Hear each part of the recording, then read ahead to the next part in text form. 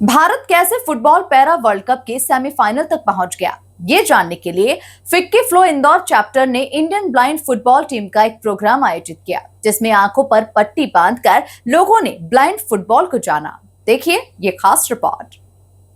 इंदौर में बुधवार को इंडियन ब्लाइंड फुटबॉल टीम के सदस्य अपने कोच के साथ क्लब 19 टर्फ पर पहुंचे। यहां पर फिक्की फ्लो इंदौर चैप्टर का एक प्रोग्राम आयोजित किया गया था। इस प्रोग्राम में फ्लो इंदौर चैप्टर की प्रेसिडेंट सीए श्वेता अग्रवाल ने एक इंटरैक्टिव सेशन के जरिए जाना कि किस तरह आंखों पर पट्टी बांधकर पूरी तरह से ब्लैकआउट होने के बाद टीम के मेंबर्स ने भारत को फुटबॉल पैरा वर्ल्ड कप में सेमीफाइनल तक पहुंचा दिया।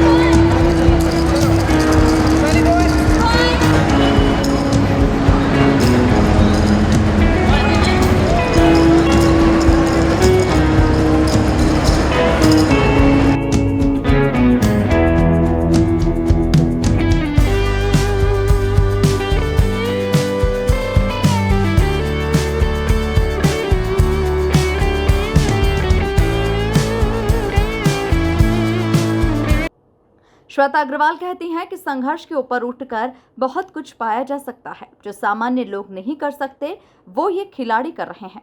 हमारा उद्देश्य ये है कि फ्लो से जुड़ी हर मेंबर हमारे अलग अलग इनिशिएटिव के जरिए अपने काम को आगे बढ़ा पाएं। संघर्ष से ऊपर उठकर डेफिनेटली बहुत कुछ पाया जा सकता है। आज हमारे साथ इंडियन ब्लाइंड फुटबॉल टीम के मेंबर्स हैं, उनके हेड कोच हैं, एसोसिएशन के लोग हैं, और हम उनको देखकर उनके साथ इंटरेक्ट करके ये समझ पा रहे हैं कि उनकी जो भी खामियां हैं वो खामियां नहीं है, एक्चुअली उनकी स्ट्रेंथ है। उसको पार करके वो इतना अच्छे से खेल रहे हैं, हमारे देश को रिप्रेजेंट कर रहे हैं। जो चीज़ अच्छे अपन नॉर्मल लोगों के बस की नहीं है वो ये बच्चे कर पा रहे हैं। और इसी हमने इसमें जो इंदौर के लोकल ब्लाइंड गर्ल्स हॉस्टल है उनकी बच्चियों को भी बुलाया है, जिससे वो मोटिवेट फील हों। कुछ हमने स्पेशल बच्चों को बुलाया है उनके टीचर्स के साथ, जिससे वो देखें कि कैसे मुकाम हासिल किया जा सकता है।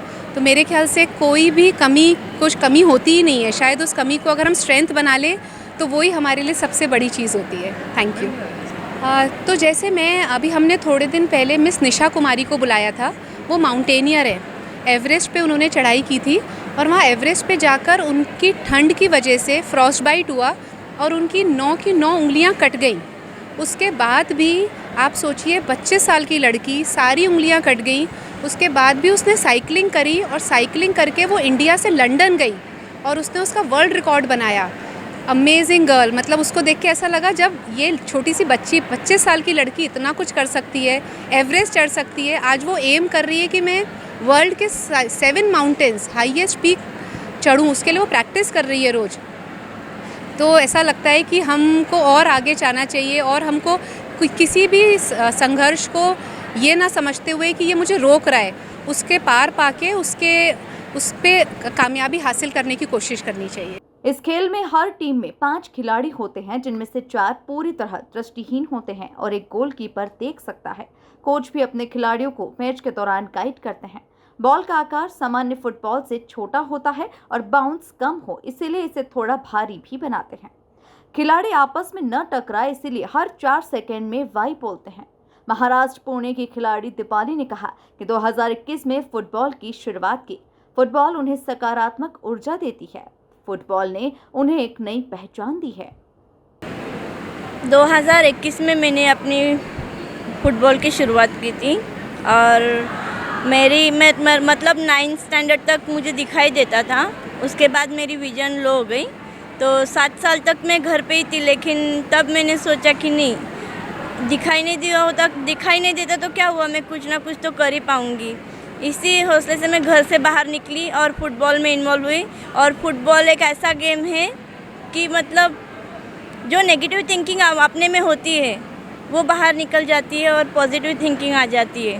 पहले बार तो जहाँ से मैंने फ़ुटबॉल की शुरुआत की वो है MGO मेरी माई बाल भवन, वहाँ फ़ुटबॉल सिखाया जाता था और मेरे कोच विक्रम सर और IBFF इंटरनेशनल के।